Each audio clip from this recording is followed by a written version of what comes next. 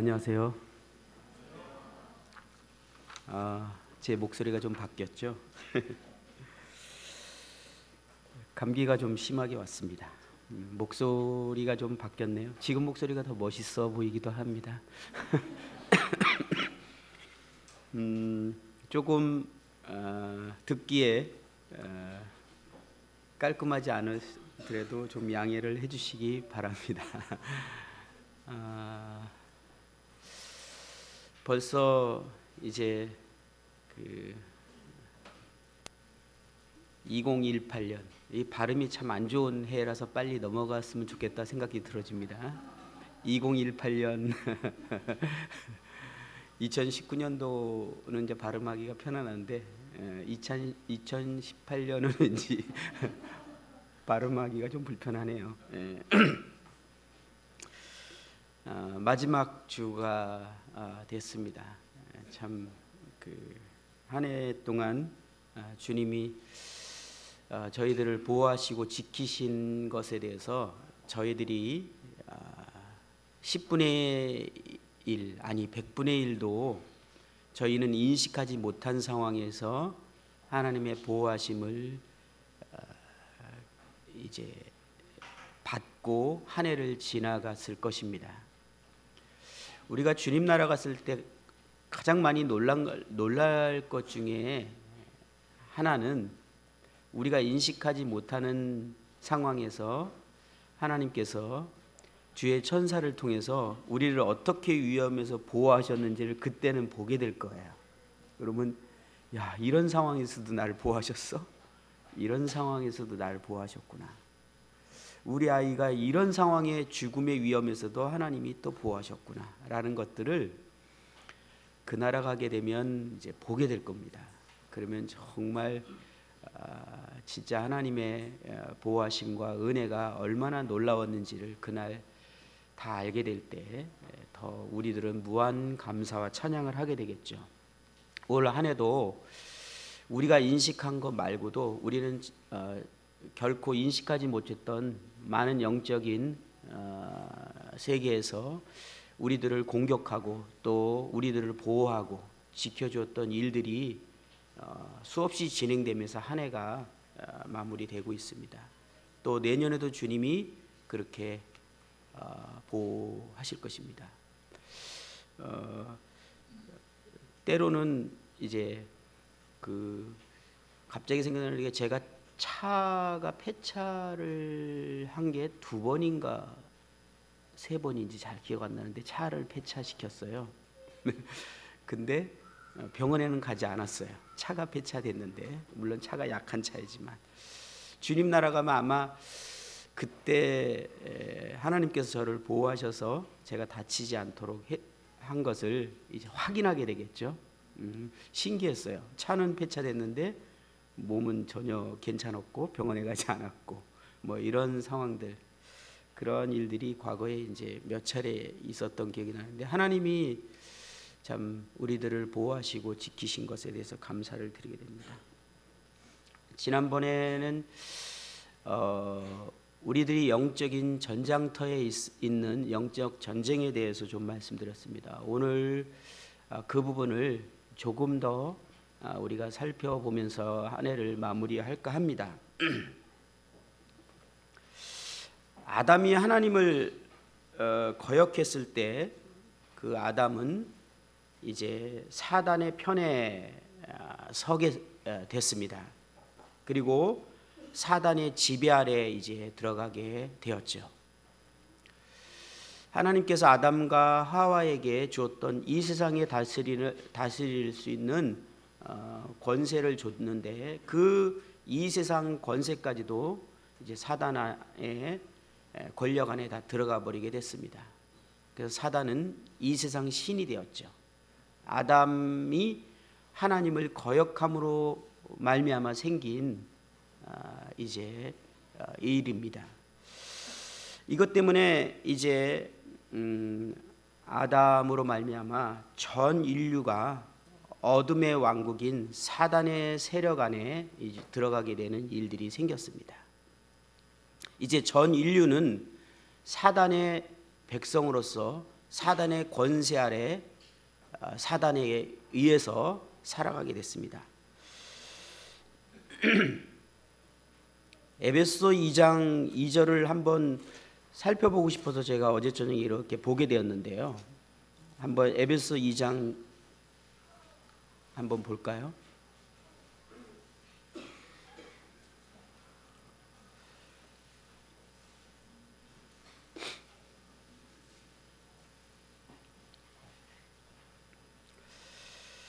어, 2장 1절 특별히 2절을 좀 더 볼까 하는데요. 1절 그는 허물과 죄로 죽었던 너희를 살리셨도다. 2절입니다. 그때 너희는 그 가운데서 행하여 이 세상 풍조를 따르고 공중의 권세 잡은 자를 따랐으니 곧 지금 불순종의 아들들 가운데서 역사하는 영이라. 제가 2절 9절을 몇 가지 성경으로 그냥 찾아봤어요.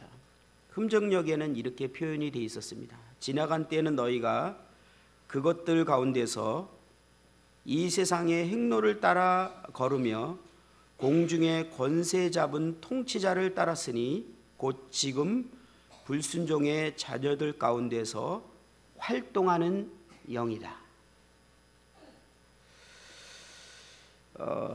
현대어 성경을 한번 봤더니요, 세상 사람들과 마찬가지로 세속적인 풍조에 젖어 살았고 마음에는 죄악만이 가득 찼습니다. 공중을 다스리는 세력자인 사단에게 붙잡혀 그가 시키는 대로 따라할 뿐이었습니다. 이 사단은 지금도 주님을 대항하는 자들의 마음속에서 활동하고 있습니다. 많은 사람들이 자기 스스로 뭔가를 선택하고 결정하고 살아가고 있다라고 착각하고 있지만 성경은 사람들 뒤에 활동하는 세력이 있음을 말하고 있습니다. 또 다른 성경이 이렇게 표현하고 있어요. 여러분이 죄에 얽매여 있던 때에는 이 세상 풍조를 따라 살았고 허공을 다스리는 세력의 두목이 지시하는 대로 살았으며 오늘날 하나님을 거역하는 자들을 조종하는 악한 영의 지시대로 살았습니다. 두목이라는 표현도 하고 있고요, 조종을 한다. 또 그들의 마음 속에서 활동한다. 이제 아담과 하와가 하나님을 거역하고 사단의 편에 섬으로 말미암아 이제 사단은 자신의 나라를 구축하게 됐습니다. 그래서 이제 사단과 그를 따르는 악의 영들과 이제 믿지 않는 모든 사람들은 사단의 어둠의 왕국에서 그의 백성으로 그 사단의 권세에 조종을 당하면서 살아가고 있습니다. 하나님을 대적하며, 그래서 그 사단의 백성들의 특징을 불순종의 아들들이다 이렇게 표현하고 있고, 세상의 풍조를 따라간다. 두 가지 특징으로 딱 얘기했어요. 세상의 풍조를 따라간다. 그리고 불순종의 아들이다. 그 뒤에 역사하는 영은 결국 사단인 것을 우리는 보게 됩니다. 우리 지난번에 요한복음 17장 말씀을 드렸습니다. 요한복음 17장 말씀을 한번 다시 찾아보도록 하겠습니다.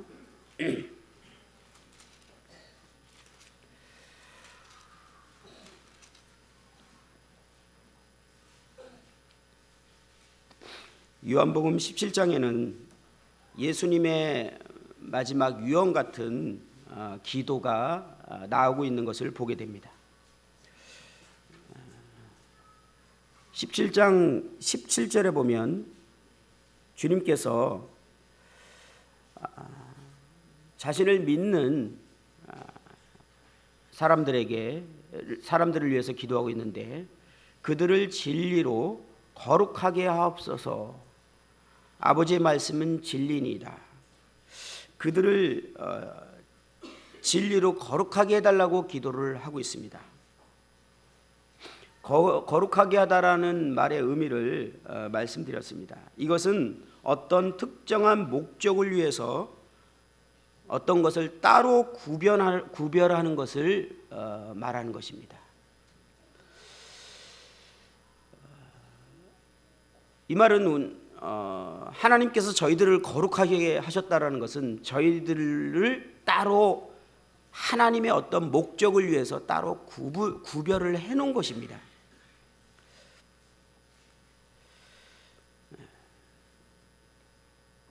구약에는 이스라엘 백성들이 하나님의 목적에 의해서 구별이 되었습니다. 그래서 이 제사장 나라가 되었죠. 하나님의 이 전 인류를 향한 특별한 계획에 의해서 이스라엘 백성들을 따로 구별했습니다. 거룩해 하신 것입니다. 그리고 제사장이 또 따로 구별된 하나님의 목적을 위해서 그렇게 어떤 목적을 위해서 따로 구별되었습니다. 레위인도 하나님의 목적을 위해서 따로 구별되었죠. 다윗이 법궤를 옮기는 과정에서 레위인들이 옮기지 않고 구루마로 그냥 옮기고 있다가 법궤가 떨어질 것 같으니까 우사가 법궤를 떨어지는 걸 막았다가 그 자리에서 죽었습니다. 죽임을 당했습니다. 이 법궤를 옮기는 것은 따로 구별된 레위인들이 이제 어깨에 메고 옮기도록 되어 있었는데 그렇게 하지 않았기 때문에, 그리고 다윗이 이제 다시 그 사건을 통해서 오베데돔이라는 사람의 마당에 법궤를 뒀다가 두 번째 다시 이제 법궤를 옮길 때는 그 하나님께서 율법을 주신 원리대로 레위인을 통해서 그 법궤를 옮기는 장면을 보게 됩니다. 하나님께서 자신의 목적을 위해서 사람들을 거룩해 하셨습니다. 따로 구별한 것입니다.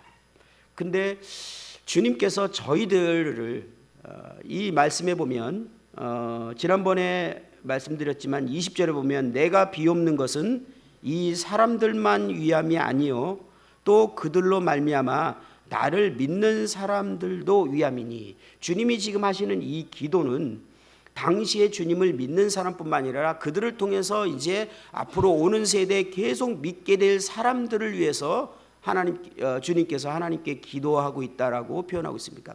결국 그 대상은 저와 여러분들을 위해서 주님이 기도하신 것입니다. 그 기도의 내용이 하나님 이들을 거룩하게 하여 주십시오. 다시 말하면 하나님의 목적을 위해서 따로 구별시켜 주십시오라고 기도하고 있다는 것입니다. 어떤 목적을 위해서 구별했습니까? 18절에 보면 아버지께서 나를 세상에 보내신 것 같이 나도 그들을 세상에 보내었고, 이제 저희들을 주님이 이 세상, 여기서 말하는 세상은 무엇일까요? 결국은 이 세상을 통치하고 있는 사단의 나라에 주님께서 오신 것입니다. 주님께서는 사단의 나라의 최초의 침공자로 이 땅에 오신 것입니다. 그래서 요한일서 3장 8절에는 하나님의 아들이 나타나신 것은 마귀의 일을 멸하러 하심이라 라고 이렇게 말했습니다. 주님께서 이제 이 사단의 나라를 무너뜨리기 위해서 이 세상으로 오셨습니다.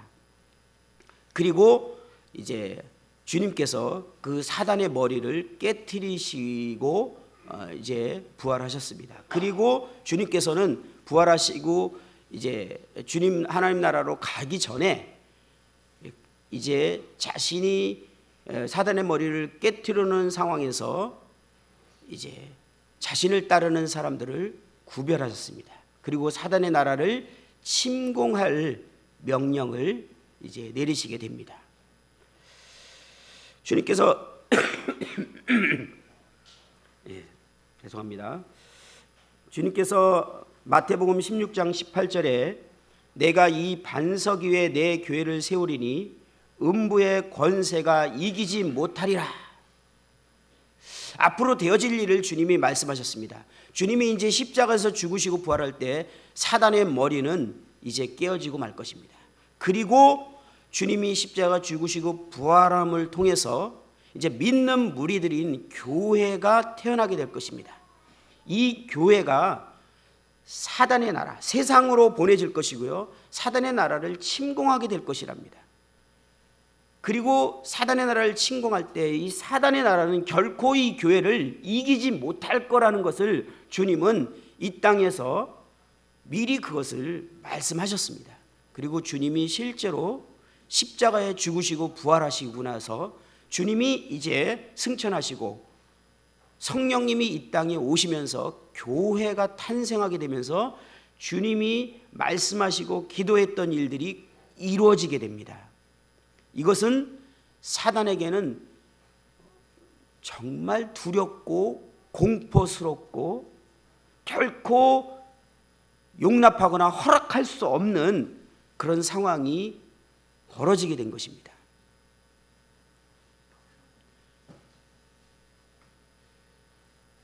북쪽에서 우리나라를 만약에 갑자기 돌변해서 전쟁을 선포하고 들어온다면 저희들이 가만 있습니까?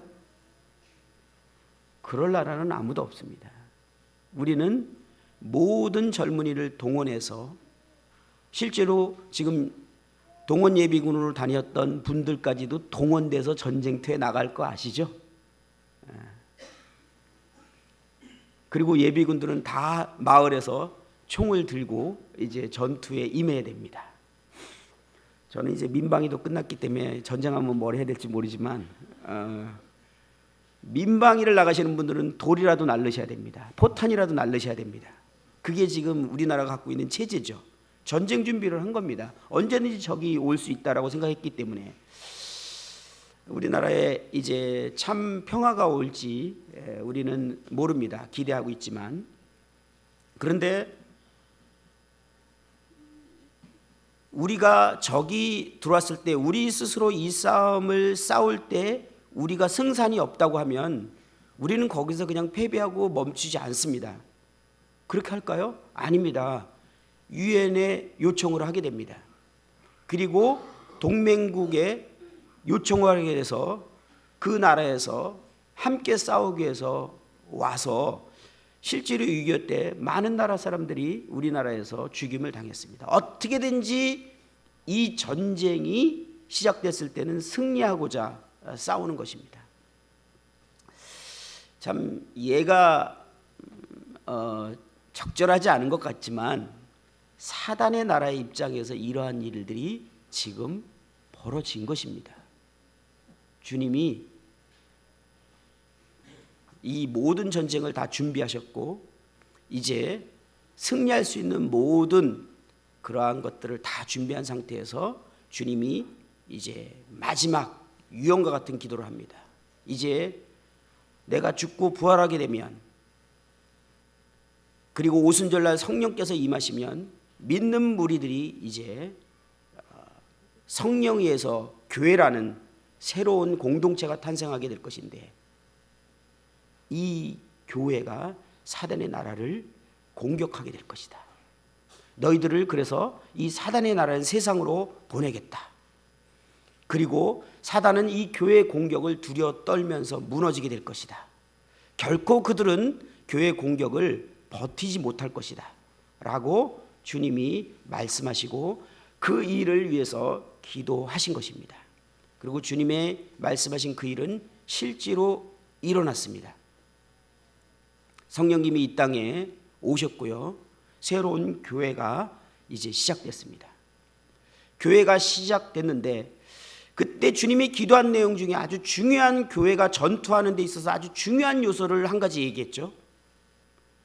20절 이후에는 계속 주님이 기도한 내용이 그들이 서로 하나 되게 하십시오 라는, 하나 되게 해주십시오 라는 기도였습니다. 그 이유는 그들이 하나가 될 때 세상은 이제 주님께로 돌아오는 일들이, 다시 말하면 사단의 나라가 무너지기 시작할 거라는 주님의 유언과 같은 기도였어요.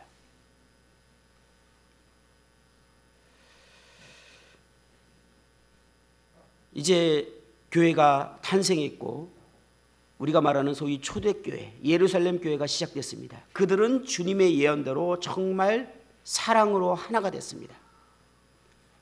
그리고 사단의 나라는 무참하게 이제 침공을 당하기 시작합니다.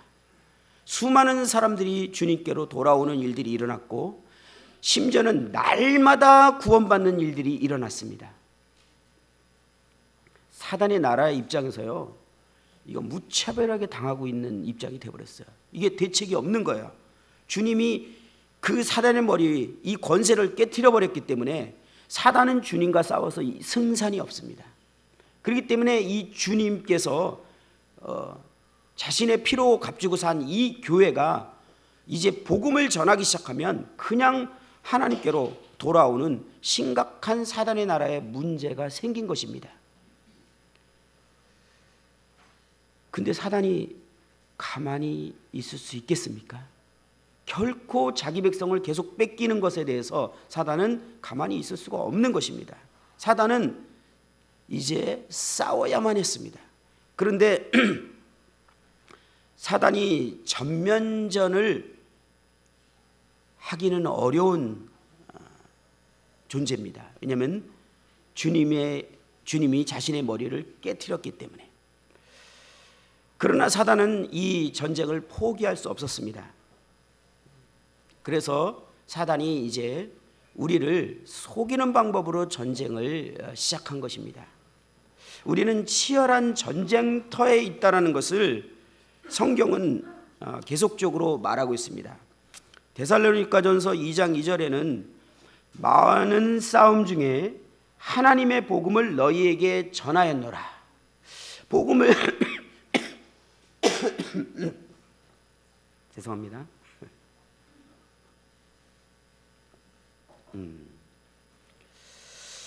복음을 전하기 위해서 많은 싸움이 있었다.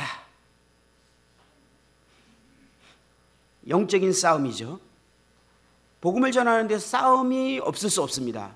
우리가 복음을 전한다, 믿지 않는 사람들에게 말씀을 전한다는 것은 북쪽에서 그냥 남쪽으로 쳐 들어온 거하고 똑같은 상황이에요. 저희들이 그런 의식이 없이 복음을 전한다는 것은 지금 사단에게 뭔가 우리가 지금 속임을 당하고 있는 상태인 것입니다.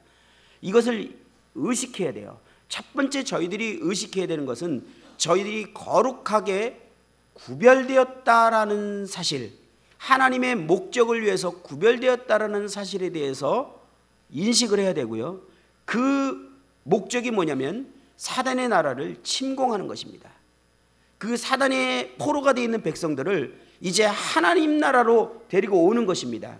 그것을 교회에게 맡겼는데요, 이 교회가 그 일을 시작하기만 하면 사단은 두려워 떨 뿐만 아니라 사단은 결코 교회를 이길 수 없다는 사실을 저희들이 인식하는 것이 필요합니다.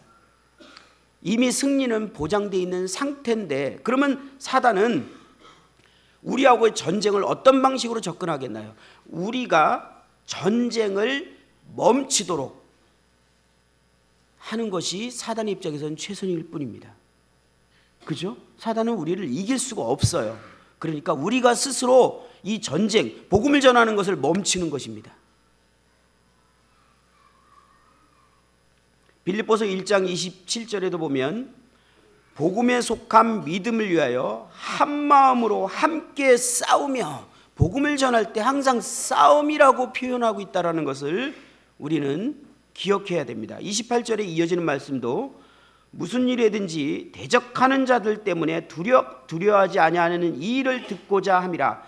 대적하는 자들, 지금 싸움을 얘기하고 있죠. 대적자가 있다라는 거예요. 30절에도 보면 너희에게도 그와 같은 싸움이 있으니, 저희들은 지금 전장터에 있고 싸움을 하는 중이라는 사실을 기억해야 합니다. 디모데전서에서도 1장 18절에 보면 전에 너희를 기도한 예언을 따라 그것으로 선한 싸움을 싸우며 라고 이렇게 싸움이라는 표현을 바울이 하고 있습니다. 6장 12절에도 보면 믿음의 선한 싸움을 싸우라. 지금 싸우라는 말은 다 복음을 전하는 것을 말하고 있는 것입니다. 그렇죠? 영적인 싸움입니다. 이것은 하나님의 백성들이 이제 사단의 포로된 백성들을 구출해 오는 것입니다. 사단의 나라를, 어둠의 왕국을 무너뜨리는 것입니다. 단지 그냥 복음을 위해서 한 영혼이 구원받고 지옥에서 면하고 천국 가게 한다는 개념을 넘어서서 성경은 영적인 세계를 분명하게 말하고 있어요. 지금 여기도 우리 믿지 않는 분들이 계시다면, 우리 주일학교 학생들이나 학생들, 또 믿지 않는 분이 계시다면 지금 이 사실에 대해서 심각하게 생각해야 됩니다. 내가 지금 사단의 세력 안에, 사단의 백성으로서 사단이 내 생각과 마음 가운데 역사에서 일하고 있다. 사단은요, 믿지 않는 사람들, 이제 나중에 뒤에 보면 알지만 구원받은 우리에게도 동일하게 역사하는데요, 사단이 우리의 생각을 통해서 역사하죠. 사단이 우리의 생각을 통해서 역사하는 사단의 방법은 1인칭을 쓴다는 것입니다. 2인칭을 쓰지 않아요. 누군가 나에게 안 좋은 말을 딱 했을 때 사단이 2인칭을 쓴다면 이렇게 말겠지. 야, 너 가만히 있으면 제가 너를 바보로 알아. 아주 그냥 다시는 너를 함부로 못 보게 끝장을 내야 되지 않겠어? 라고 말했다면 누군가가 나한테 말했다는 걸 알겠죠. 그죠? 그럴 때 적어도 그리스도인들은 그럴 수 없어 라고 말할 것입니다. 근데 저와 여러분들에게 사단이 그렇게 말하지 않습니다. 1인칭을 써요. 어떻게? 야, 내가 가만히 놔뒀더니 계속 기어오르네? 라고 말합니다. 1인칭을 써요. 내가 생각하는 것처럼 말한단 말이에요. 그러니까 이건 내 생각이에요. 그러니까 내 생각이니까 난 지금 기분 나빠요. 그러니까 야, 너 나한테 그렇게 함부로 하면 되겠어? 라고 말을 뱉는 순간 우리는 그때 범죄한 겁니다. 생각이 딱 들어왔을 때 범죄한 게 아니에요. 사단이 우리의 생각 가운데 역사한 거예요. 근데 1인칭을 쓴다는 거예요. 알고 계셨습니까? 남편이 날 딱 건드는데 화가 훅 올라왔어. 지금 이게 납니까? 아니야. 내 속에 거하는 죄. 사단이 이 죄를 통해서 생각을 탁 넣은 거예요. 근데 어디서 당하죠? 이게 나라고 생각하는 순간 우리는 끝나는 거죠. 나는 지금 화났잖아요. 기분 나빴잖아요. 그러니까 거기에 반응해야 되잖아요. 사단은 항상 속이는 자입니다. 어떻게? 1인칭으로. 이 부분에 대해서는 오늘의 주제가 아니니까 간단하게 좀 넘어가야 될 것 같습니다. 바울은 자신의 삶의 여정을 영적 싸움이었다라고 이렇게 표현합니다. 자신의 삶의 이제 모든 여정을 영적 싸움이었다. 그래서 디모데후서 4장 7절에는 나는 선한 싸움을 싸우고 나의 달려갈 길을 마쳤다. 바울의 온 생애를 자기가 한마디로 표현하는데 나는 싸움을 싸웠다. 영적인 어둠의 세력과 끊임없이 싸웠음을, 그리고 평생을 싸우다가 이제 이 세상을 떠나갈 날이 왔음을 그렇게 표현하고 있습니다. 주님께서는 이 지옥의 권세를 무너뜨리기 위해서 교회를 준비하신 것입니다. 교회가 서로 사랑으로 하나 될 때 강력한 싸움을 할 수 있게 됩니다. 잠깐 옆으로 벗어나면 우리가 에베소의 말씀 보면 서로 사랑으로 하나가 됐을 때 왜 강력한 싸움을 싸울 수 있게 되는가? 첫째는 에베소 2장을 보면 우리가 서로 사랑으로 하나 되면 하나님의 임재가 그 가운데서 거하실 뿐만 아니라 임재가 활동할 수 있게 되는, 하나님이 편안하게 거하실 수 있는 처소가 된다는 거예요. 서로 사랑으로 하나 될 때 주님은 하나 된 곳에 편안하게 거하십니다. 주님이 교회 안에서 활동을 하기 시작하면 편안하게 거하시고 말씀하시고 활동하시게 될 때 주님의 말씀이, 주님의 뜻이, 주님의 음성이 교회 가운데 계속 주어지고 주님이 활동할 때 주님의 활동은 뭐라고 말했습니까? 결국은 은사로, 에베소 4장에 보면 그것이 주님의 은사로 나타나는 것을 표현합니다. 주님이 나타나는 것이 은사입니다. 주님이 우리 가운데, 우리의 삶 가운데 나타나는 초자연적인 현현이 은사라고 합니다. 그래서 주님께서 우리가 서로 하나 됐을 때 주님이 우리 가운데서 말씀하시고 활동하기 시작하면 교회가 이제 은사들이 드러나기 시작하고 주님의 뜻이 나타나고 주님이 우리를 인도하시게 되고 이러한 일들이 일어나게 됩니다. 그러면서 4장 13절에 보면 우리가 다 하나님의 아들을 믿는 것과 아는 일에 하나가 되어 온전한 사람을 이루어 그리스도의 장성한 분량이 충만한 데까지 이르게 된다라고 말합니다. 그렇게 됐을 때 일어나는 일이 무엇입니까? 14절에 이어지는 말은 이는 우리가 이제부터 어린아이가 되지 아니하여 사람의 속임수와 간사한 유혹에 빠져 온갖 교훈의 풍조에 밀려 요동하지 않게 하려 함이라. 교회가 서로 사랑으로 하나 됐을 때, 주님이 그 안에서 활동하실 때 우리가 그리스도의 장성한 분량으로 성장하게 되면서 더 이상 사단의 속임수와 이런 유혹과 간교한 교훈에 빠지지 않게 된다 이겁니다. 사단이 왜 이런 일들을 합니까? 교회를 무력하게 하고 더 이상 영적 전쟁을 할 수 없게 하기 위해서 교회를 속이고 간사한 유혹에 빠지게 하고 온갖 잘못된 교훈의 풍조에 끌려가도록 하는 것이 아닙니까? 교회와 사단은 전면전을 할 수 없어요. 왜냐하면 주님이 배후에 있기 때문에.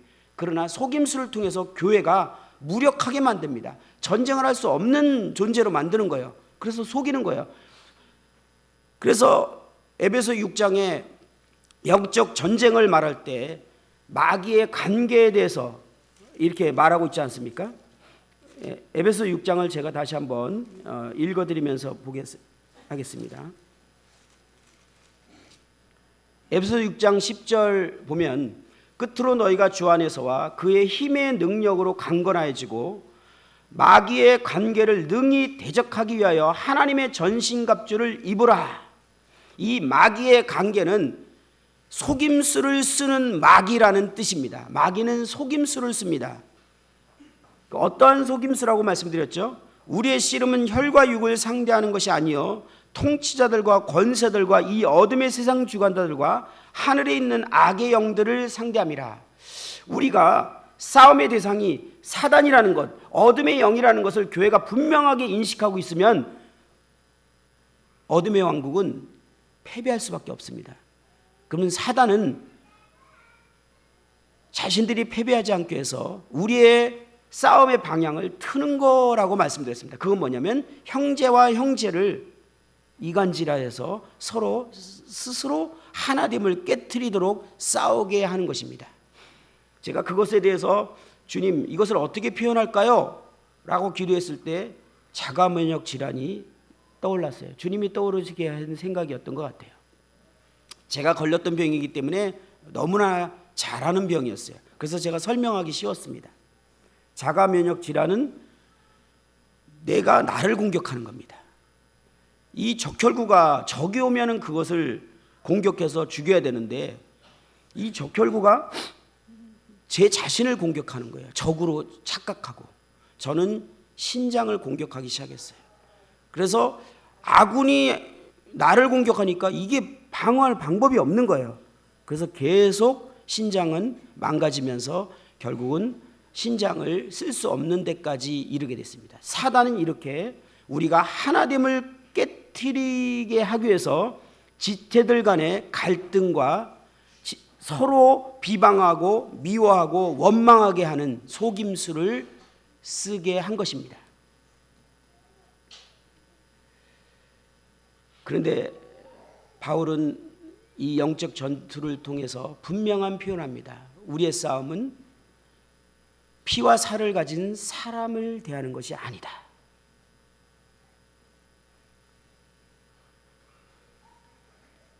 우리의 싸움은 통치자들과 권세들과 이 어두움 세상 주관자들과 하늘에 있는 악의 영들을 상대하는 것이다 라고 분명하게 말하고 있는 것입니다. 그래서 이 에베소 말씀을 하기 전에 4장 3절에 평안에 매는 줄로 성령이 하나 되게 하신 것을 힘써 지키라. 이거 영적인 싸움을 표현하고 있는 것입니다. 힘써 지키라.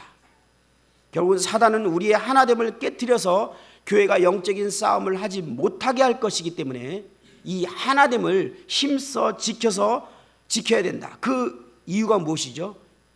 사단의 나라를 계속적으로 침공하기 위해서.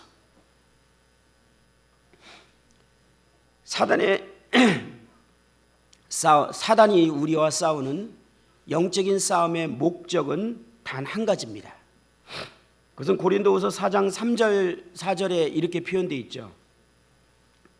만일 우리의 복음이 가렸으면 망하는 자들에게 가려진 것이라. 그 중에 이 세상 신이 믿지 아니하는 자들의 마음을 혼미하게 하여 그리스도의 영광의 복음의 강체가 비치지 못하게 함이니 그리스도는 하나님의 형상이니라. 사단의 목적은 단 한 가지입니다. 어떻게 해서든지 자기의 백성들이 하나님의 영광의 광채를 보지 못하도록 가리는 것입니다. 자기의 백성을 뺏기지 않는 거예요. 그건 사단의 입장에서 당연한 지금 싸움입니다. 자기 백성을 뺏기지 않겠다. 제가 새해를 생각하면서 주님이 저희 교회 가운데 무엇을 원하시는지 이런 기도하는 마음이 생겼습니다. 그리고 제가 성경을 읽는 순서가 에스라서와 느헤미야서를 읽고 있었습니다. 느헤미야서를 읽으면서 주님께서 이 영적 싸움에 대해서 주님이 다시 이렇게 보여주는 시간을 갖게 됐습니다. 한번 오늘은 느헤미야서를 한번 잠깐 보도록 하겠습니다. 느헤미야서 6장입니다.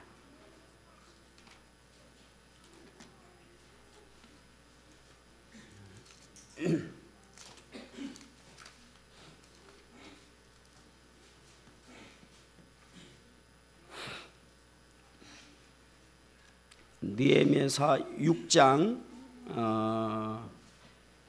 6장을 펴놓고요. 잠깐 배경을 좀 설명드리겠습니다. 에스라서는 이제 이스라엘 백성들이 바벨론으로 포로로 잡혀간 후에 이제 1차 기환과 2차 기환을 통해서 하나님의 성전을 재건하는 그런 사건이 기록되어 있습니다. 그리고 하나님의 율법을 다시 회복하는 그런 내용이 에스라서에 기록해 있습니다. 그리고 느헤미야서는 이제 3차 포로 기환이 있게 되죠. 느헤미야를 통해서 성벽이 무너졌음을 이제 보게 되고 이 성벽을 세우고 있는 그런 장면입니다. 그러면서 6장 15절에 결국은 성전과 성벽이 완성된 상태를 표현하게 됩니다. 근데 여기 표현이 저희들이 영적인 전쟁을 생각해 보게 됩니다. 15절에 보면 성벽의 역사가 52일 만에 엘루월 25일에 끝나며 우리의 모든 대적과 주위에 있는 이방 족속들이 다 이를 듣고 다 두려워하여 크게 낙담하였으니 그들이 우리 하나님께서 이 역사를 이루신 것을 알미니라. 사단이 주님이 기도하셨던, 주님 하나님께서 계획하셨던 이 일을 막기 위해서 얼마나 방해 공작을 하고 이것을 막고자 했을까요? 우리는 사복음서를 통해서 이 일들을 보게 됩니다. 그러나 결국은 주님이 십자가에 죽으시고 부활하신 것이 결국은 주님의 승리로 끝나는 상황으로 되어지면서 교회가 이제 태어나게 됩니다. 그랬을 때 사단과 이 어둠의 세력은 이 말처럼 이 교회가 탄생한 소식을 듣고 얼마나 두려워하며 크게 낙담하였고 두려워 떨었을까. 이 말씀을 보면서 이 교회, 주님이 이 교회를 세우신 것을 생각해 보게 됩니다. 그러나 이 성벽이 완성되기 전에 얼마나 많은 대적들의 공격이 있었는지를 한번 보게 됩니다. 에스라서 한번 잠깐 볼까요?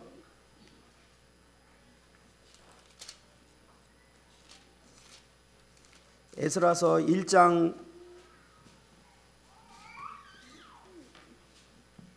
1절을 잠깐 보면요. 오늘 성경을 한 몇 군데 좀 읽어보도록 하겠습니다. 1장 1절에 보면 바사왕 고레스 원년에 여호와께서 에레미야의 입을 통하여 하신 말씀을 이루게 하시려고 바사왕 고레스의 마음을 감동시키매 그가 온 나라에 공포도 하고 조소도 내어 이르되 바사왕 고레스는 말하노니 하늘의 하나님 여호와께서 세상 모든 나라를 내게 주셨고 나에게 명령하사 유다 예루살렘에 성전을 건축하라 하셨나니 이스라엘 하나님은 참신이라. 너희 중에 그의 백성된 자는 다 유다 예루살렘으로 올라가서 이스라엘 하나님 여호와의 성전을 건축하라. 그는 예루살렘에 계신 하나님이시니라. 하나님이 바사왕 고레스의 마음을 움직여서 성전 재건을 명령하게 됩니다. 자, 4장으로 에스라 4장을 가볼까요? 4장 1절에 보면 사로잡혔던 자들의 자손이 이스라엘의 하나님 여호와의 성전을 건축한다 함을 유다와 베냐민의 대적이 듣고 4절을 보겠습니다. 이로부터 그 땅 백성이 유다 백성의 손을 약하게 하여 그 건축을 방해하되 바사왕 고레스의 시대부터 바사왕 다리오가 즉위할 때까지 관리들에게 뇌물을 주어 그 계획을 막았으며 또 아하수에로가 즉위할 때 그들이 글을 올려 유다와 예루살렘 주민을 고발하니라.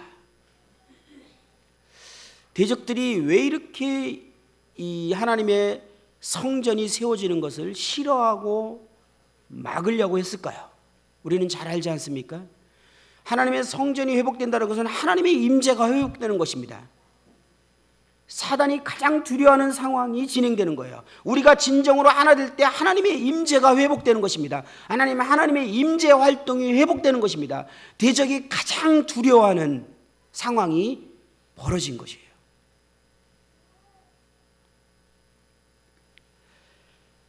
그런 말이 있죠. 큰 일을 목적하고 있는 사람은 적은 것에 대해서 연연해하거나 적은 것을 포기하는 것을 두려워하지 않습니다. 그렇죠? 뭔가 인생의 큰 목적, 자신이 한 나라를 다스리려는 어떤 인도자가 되기로 목적을 했다. 그러면 사소한 것에 얽매여 있거나 매 있어서는 결코 그 일을 성취하지 못합니다. 그렇기 때문에 그런 사소한 것에 대해서는 양보하고 포기하고 그 목적을 위해서 갑니다. 저희들이 이 큰 목적, 다시 말하면 하나님이 우리를 거룩하게 구별하신 사단의 나라를 침공해서 그 나라를 무너뜨리고자 하는 이 큰 목적에 우리가 시선이 가 있게 되면 사소한 일, 우리 개인적인 신상에 관한 상처, 아픔들 이런 것에 우리는 좀 자유로울 수 있지 않을까요? 저희는 이 하나님의 진정으로 하나 되기 위해서 하나 되지 못하는 이유가 뭡니까? 나의 어떤 상처들, 불이익들, 불편함들, 내가 인정받지 못하는 것들, 내 뜻이 받아들이지 못하는 것들, 이러한 사소한 것들로 인해서 우리가 지금 나에게 집중돼서 우리가 하나 되는 것을 포기할 때 하나님의 임재가 회복되지 못하고 하나님의 성전이 건축되지 못하는 것입니다. 그런데 이것을 우리 시선을 들어서 하나님의 성전이 건축될 때 이 사단이 두려워 떨고 그의 나라가 무너질 것을 큰 그림을 보게 되면 자신의 입장과 자신의 그 어떠함에 대해서 우리는 때로는 포기할 수 있는 것입니다. 사단은 이 일들을 방해하였고요. 4장 21절에 보면 이제는 너희는 명령을 전하여 그 사람들에게 공사를 그치게 하여 그 성을 건축하지 못하게 하고 내가 다시 조서 내리기를 기다리라. 너희는 삼가서 이 일에 게으르지 말라. 어찌하여 화를 더하여 왕들에게 손해가 되게 하랴 하였더라. 아닥사스다 왕의 조서 초본이 르흠과 서기관 심세와 그의 동료 앞에서 낭독되매 그들이 예루살렘으로 급히 가서 유다 사람들을 보고 권력으로 억제하여 그 공사를 그치게 하니 이에 예루살렘에서 하나님의 성전 공사가 바사왕 다리오 제2년까지 중단되니라. 실제로 대적에 의해서 하나님의 성전이 중단되기도 했던 역사를 보게 됩니다.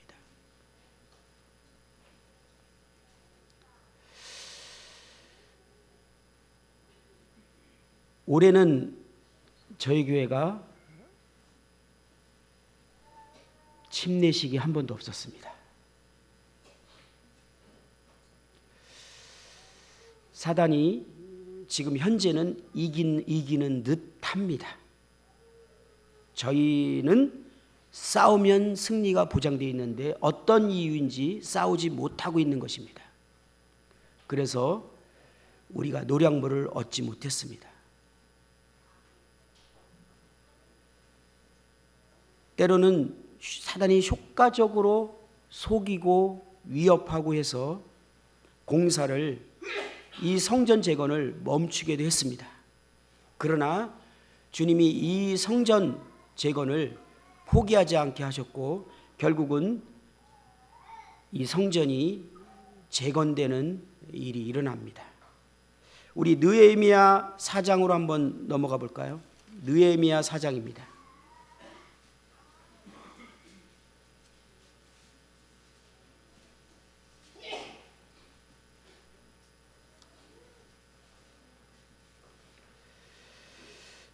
이제 느헤미야가 성벽을 재건하고자 이제 예루살렘으로 돌아오게 됩니다. 이 성벽을 재건했다라는 것은 무엇입니까? 이 성전은 하나님의 임재가 회복되는 것이고요. 성벽이 재건된다라는 것은 이제 전투에 있어서 막강한 이제 싸움을 싸울 수 있는 그러한 준비가 된 것입니다. 영적 전쟁을 할 준비가 된 것. 성벽이 무너진 상태에서 전투를 벌이는 것은 이거는 패배할 수밖에 없는 그런 상황이겠죠. 그러나 성벽이 딱 재건된다는 것은 이제 진짜 전쟁할 수 있는 준비 또는 방어 준비가 마치게 되는 것입니다. 그러니 대적이 이것을 얼마나 싫어했겠어요. 느헤미야 4장부터 보면요, 이 대적들이 막 최후의 발악을 하면서 이거를 막는 장면들이 쭉 기록되어 있어요. 4장 1절에 보면 산발랏이 유다가 성을 건축한 다음을 듣고 크게 분노하여 유다 사람들을 비웃으며 자기 형제들과 사마리아 군대 앞에서 일러 말하되 이 미약한 유다 사람들이 하는 일이 무엇인가? 스스로 경고하게 하려는가? 제사를 드리려는가? 하루의 일을 마치려는가? 불탄 돌을 흙무더기에서 다시 일으키려 하는가? 하고 암몬 사람 도비아는 곁에 있다가 이르되 그들이 건축하는 돌 성벽은 여우가 올라가도 곧 무너지리라 하더라. 이 산발락과 도비아가 이 성벽을 재건하는 것을 이제 분노하면서 방해하기 시작합니다. 이 산발락과 도비아가 아까 읽었던 에스라 4장의 성전을 결국은 멈추게 했던 일의 배후에 있던 인물이라고 학자들은 대부분 생각합니다. 성전 재건 때에도 이스라엘의 대적들은 이 전면전을 할 수 없었습니다. 왜냐하면 이 이스라엘 백성들이 성전 재건이 바사왕 고레스의 명령에 의해서 시작된 것이거든요. 그런데 만약에 이 성전 재건을 전면전으로 못하도록 막는다면 바사왕 고레스의 심기를 건드리는 것이 되는 겁니다. 그러니까 전면전으로 덤벼서 전쟁을 일으켜서 성전을 재건을 못하도록 하는 방법을 쓰지 못했어요. 계속 속임수를 쓰고 뇌물을 주고 인도자들의 마음을 흔들어 놓고 이런 식으로 하면서 성전을 짓지 못하도록 하는 장면이 에스라서에 쭉 보면 보게 되거든요. 그런데 성벽 재건 때도 산발락과 도비아도 똑같은 전면전을 쓰지 못하고 있는 걸 보게 돼요. 왜냐하면 성벽 재건의 명령을 아닥사스다 왕의 명령으로 시작됐기 때문에. 그런데 산발랏은 아닥사스다 왕의 수하로 있던 존재예요. 한 지역을 맡고 있던 사람이에요. 그래서 산발랏은 아닥사스의 신하로서 예루살렘 북쪽 지방 또는 사마리아 지역을 관할하는 총독이었다라고 이렇게 말합니다. 도비아는 요단강 동쪽에 있는 암몬의 총독이었다라고 이렇게 말합니다. 이 당시에 유다는 아주 홀대를 받았고요. 그 존재가 아주 미미했습니다. 근데 느헤미야가 총독으로 와서 이제 성벽을 재건한다라는 것은 이제 유다가 강력해지는 것을 말합니다. 그러면 그 주변에 있는 총독들이 그것을 기뻐하겠습니까? 결코 좋아하지 않죠.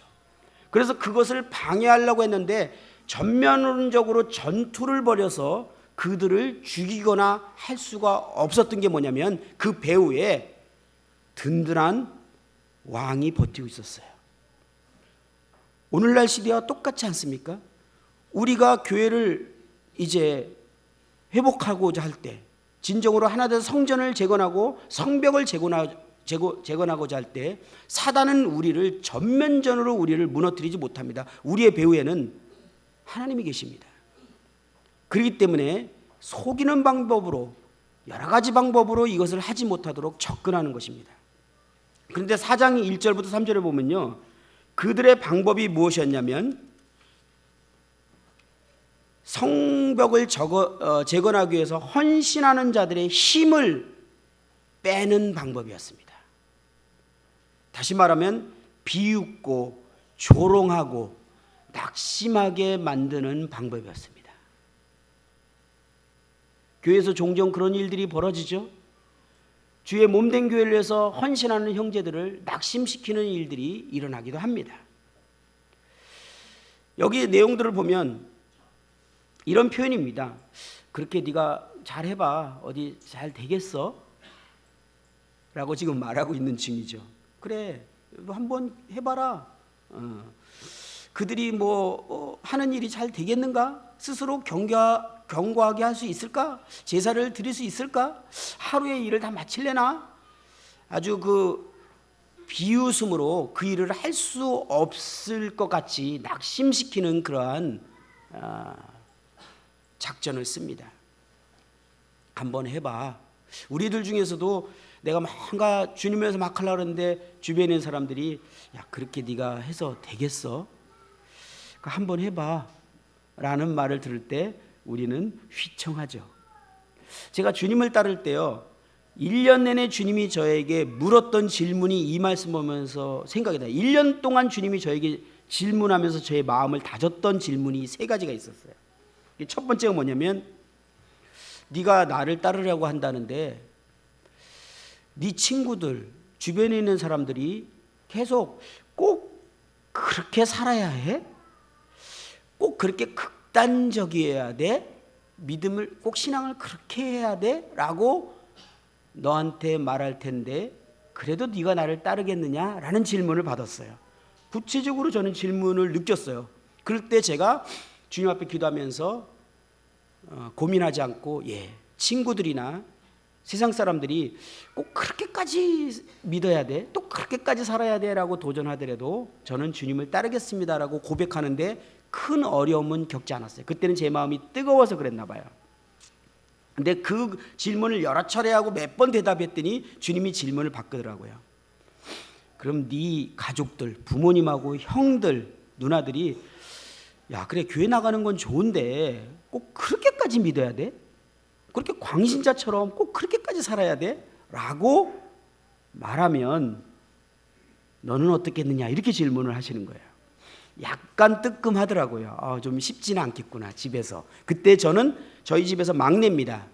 제 위에 다 형 누나고 부모들이 있기 때문에 사실 저에게는 힘이 없어요. 그것이 저에게는 쉬운 일은 아닌 것을 느낄 수 있어요. 그렇지만 제 마음에 굳은 마음을 가지고 주님, 그래도 제가 주님을 따르겠습니다 라고 고백을 몇 차례 했어요. 주님이 몇 차례 묻는 거를 성경을 읽을 때마다, 기도할 때마다 그 생각이 자꾸 떠오르면서 주님께 대답하게 했어요. 그런데 세 번째 질문이 세더라고요. 세 번째 질문이 뭐냐면, 지금 교회에 있는 지체들 중에서 너한테 형제 꼭 그렇게까지 믿는 게 주님 믿는 건 아니야. 꼭 그렇게까지 해야 돼? 라고 말하면 어떻게 했느냐 그러는데요. 저는 정말 솔직히 말하면 우리 형제자매에게 그런 질문을 들을 거라는 건 상상도 해보지 않았기 때문에 주님이 하시는 질문인데 그 질문을 딱 들었는데요. 실제로 들은 말도 아닌데요. 마음이 휘청하더라고요. 왜? 그때 구원받은 지 오래 안 됐기 때문에 제가 주님을 따라가는 데 있어서 형제자매들은 저한테 너무나 소중했거든요. 이 형님들을 따라서 내가 막 가고 있었거든요. 근데 그 형님들이 나한테 형제 꼭 그렇게까지 하는 건 아니야. 적당히 해야지. 이렇게 말한다고 생각하니까요. 그 얘기를 생각만 해도 눈물이 막 나오는 거야. 주님이 이 질문을 저에게 여러 번 하셨어요.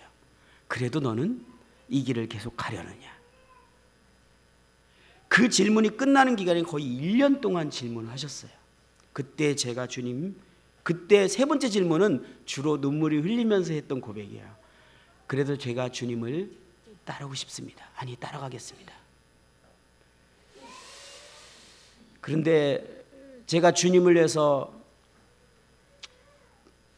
모든 것을 이제 포기하고 전심으로 주님을 이제 부르심을 받고 이제 그것을 교회에 고백했을 때 많은 분들이 그런 부분에 대해서 인정하고 환영했지만 저희의 가장 가깝고 마음을 텄다라고 생각했던 한 형제님이 저희 집에 찾아와서 우려를 얘기하셨어요.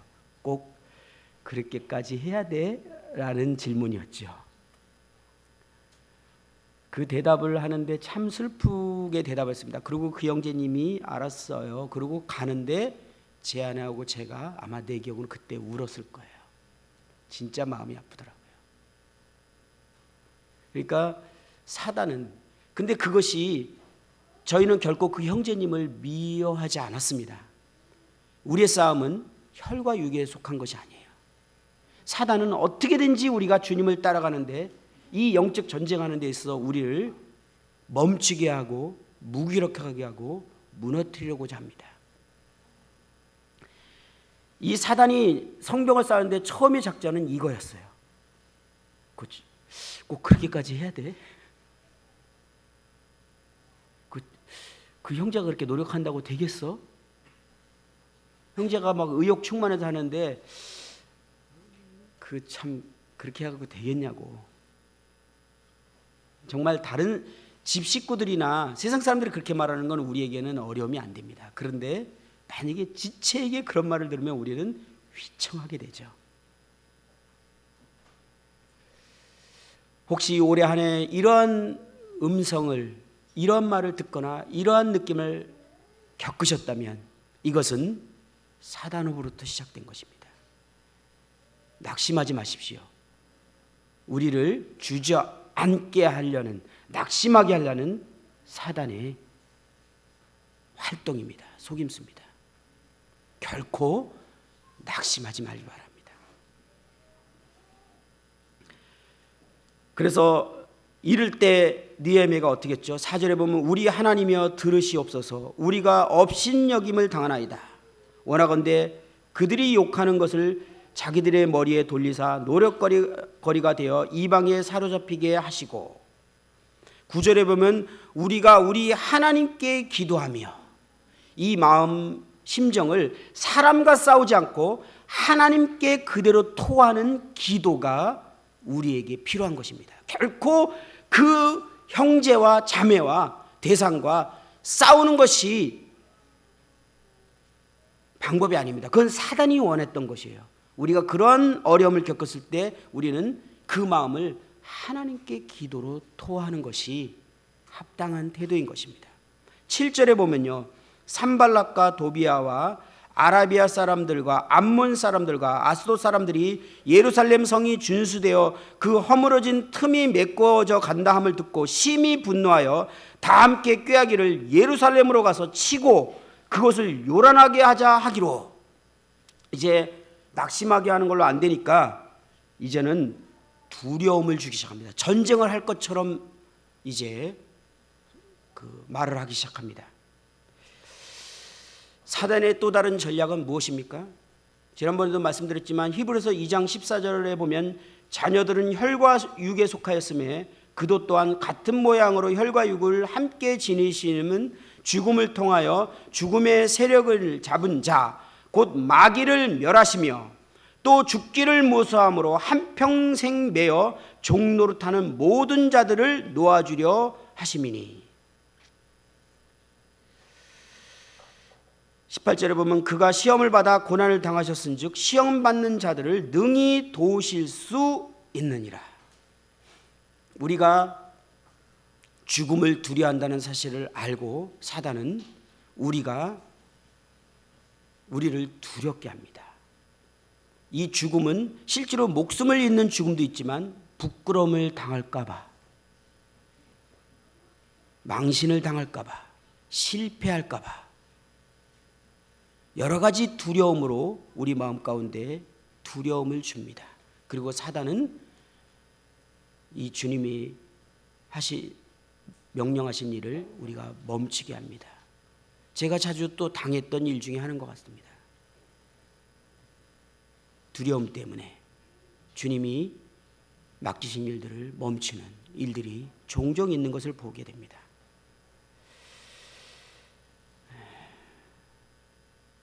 사장 11절에 보면 느헤미야는 이 일이 영적인 전쟁임을 인식했던 것을 보게 됩니다.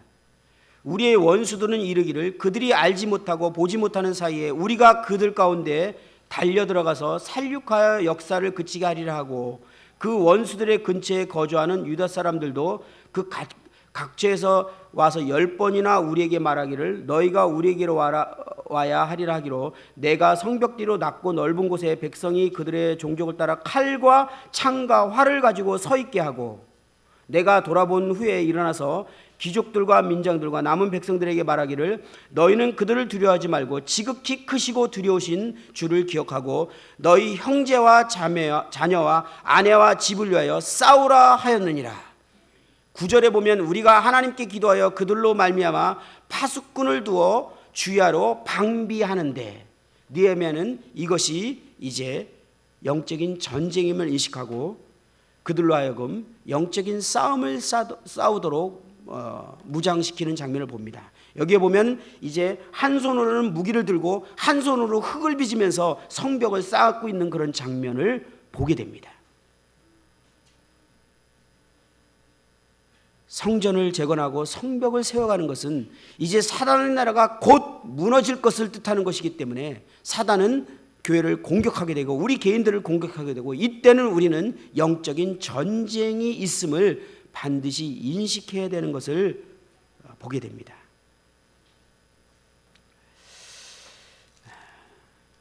영적인 싸움 중에 가장 치명타가 있게 되는데요. 5장에 가장 큰 치명타가 일어나게 됩니다. 대적의 공격 중에 가장 치명타를 준 것은 외부로부터의 공격이 아니라 내부로부터의 공격이 일어나게 된 것입니다. 그것은 뭐냐면 이제 7절에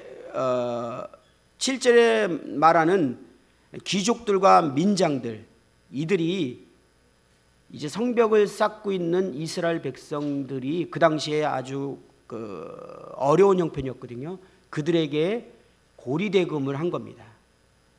높은 이자로 돈을 빌려주고 그 돈을 착취하고 그래서 이스라엘 백성들이 노예로 팔려가게 되고 막 이런 상황이 벌어지면서 1절에 보면 그때 백성들이 그들의 아내와 함께 크게 부르짖어 그들의 형제인 유다 사람을 원망하는데 하나됨이 깨져버렸어요. 가장 치명적인 공격을 당한 것이 내부 분열이 일어난 것입니다. 그래서 6절에 보면 내가 백성의 부르짖음과 이런 말을 듣고 크게 노하였으나, 느헤미야가 이 상황을 듣게 되고 크게 노하였다라고 이렇게 표현합니다. 이 7절에 나오는 귀족과 민장들은 재건 사업에는 무관심했습니다.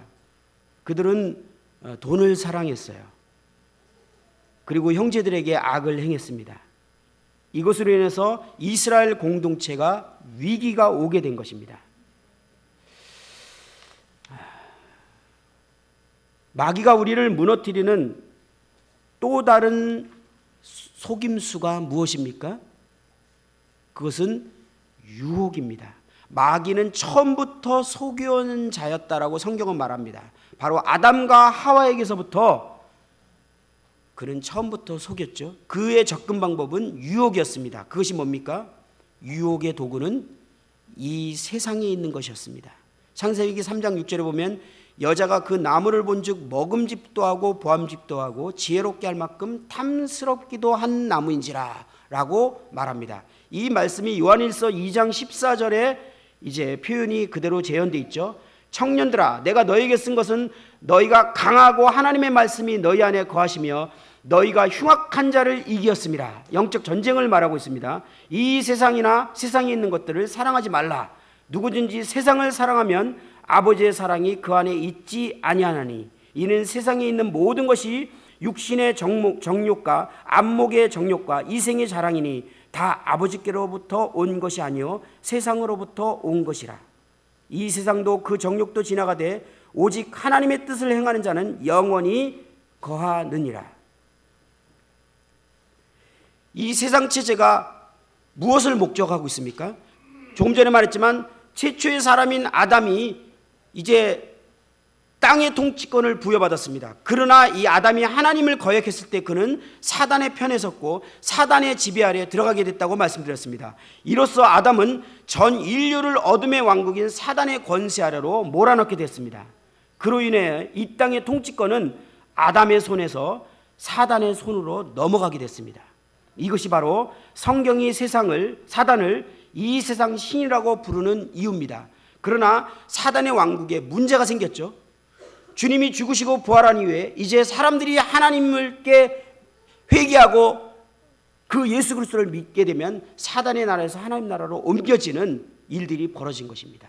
사단은 이것을 막기 위해서, 오직 이것을 막기 위해서 이 세상 체계를 구축했습니다. 이 세상의 모든 체계는 목적은 단 하나입니다. 목적은 단 하나예요. 하나님과 멀어지게 하는 겁니다. 믿지 않는 사람들이 이 세상의 대표적인 것은 돈이죠. 이 귀족들과 민정들은요, 이 세상을 사랑했기 때문에 더 이상 성전을 쌓는 거에 무관심했어요. 그들은 전쟁할 마음이 없었습니다. 이 말은 무엇을 우리는 생각하게 하죠? 구원받지 않는 사람들을 사단은 물질을 허락하기도 하고 명예로 유혹하기도 하고 다양한 걸로 하나님과 멀어지도록 최선을 다해서 이 세상을 체계를 잡아갑니다. 여러 가지 방법을 안 되니까 이 세상을 엄청나게 바쁘게 만들어서요, 지금 사단이 가장 성공하고 있는 이 세상 체계 중에 하나는 바빠서 교회 나올 시간이 없습니다. 그죠? 교회 데리고 올 수가 없어요. 너무 바빠요. 사단이 하나님과 멀어지기 위해서 성공한 이 세상 체계죠. 그러면 우리가 주님의 은혜로 구원받고 이제 주님 안에로 들어왔습니다. 그러면 사단이 우리를 공격하는 걸 끝낼까요? 아니요, 그럴 수 없어요. 저희를 통해서 잠정적으로 구원받아야 될 우리 주변 사람들이 많이 지금 존재하고 있습니다. 여러분들을 통해서 잠정적으로 미래에 구원받아야 될 사람들이 지금 계속 연결되어 있다는 거예요. 사단이 이것을 너무나 정확하게 알아요. 그래서 저와 여러분들이 잠정적으로 구원받아야 될 연결된 이 영혼들을 잘라내고 끊어내야 됩니다. 왜? 자기의 백성을 뺏길 수 없기 때문에. 그것을 위해서 사단이 가장 확실하게 쓰는 전략은 우리로 하여금 세상을 사랑하게 하는 겁니다. 돈을 쫓게 하는 겁니다. 세상을 사랑하고 세상 체계에 순응하게 되면 아까 에베소 2장에 읽었던 내용이죠.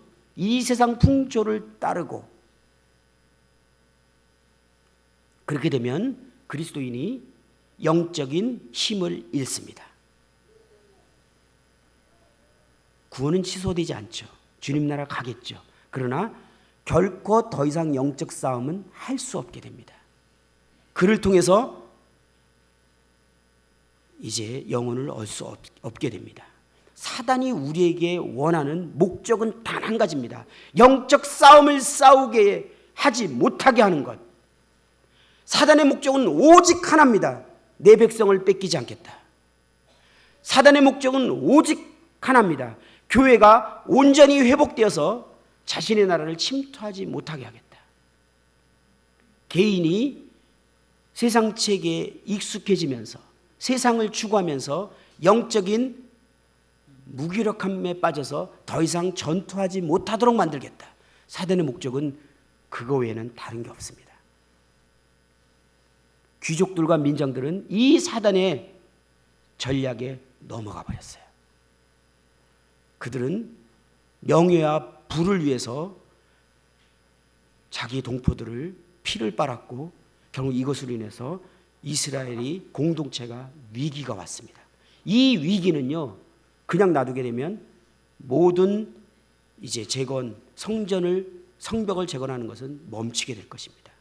가장 무섭고 위력적인 사단의 공격이었어요. 근데 놀랍게도 느헤미야가 이것을 간파하고 이 부분에 대해서 도전하면서 다시 회복되게 되는 그런 장면이 나오게 됩니다. 이제 시간이 다 됐기 때문에 여기서 마쳐야 될 것 같은데요. 그리고 뒤에는 이제 결국은 느헤미야 자체를 공격하는, 리더십을 공격하는 내용들이 나오게 됩니다. 어떻게든지 사단은 성전과 성벽이 세워져서 영적인 전투를 하지 못하게 하고자 합니다. 결국은 주님께서는 이 성전과 성벽의 역사를 마치게 하셨고 이제 대적들이 크게 두려워하고 낙담하게 했습니다. 이제는 승리가 시작된 것입니다. 사단의 나라가 침공될 준비가 갖춰진 것입니다. 저는 이 말씀을 읽으면서 이제 2019년에 저희들이 영적인 전투를 할 수 있는 교회가 돼야 되지 않겠는가.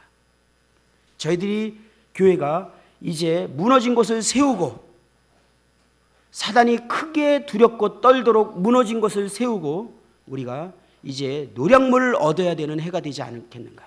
어떻게든지 사단은 우리가 영적 전쟁을 하지 못하도록 다양한 방법으로 우리를 멈추게 했지만 우리는 여기서 계속 멈춰 있어서는 안 된다라는 것을 주님이 말씀하시는 것과 같았습니다. 2019년에는 어떤 시기든지 우리가 기회만 난다면 복음을 전했으면 좋겠습니다. 영혼을 얻었으면 좋겠습니다. 사단의 나라가 무너지는 것을 우리가 보고 2019년 연말에는 주님께서 놀랍게 승리하셨다라는 고백을 하는 해가 됐으면 좋겠습니다. 영적 전투를 다시 시작하기를 바랍니다.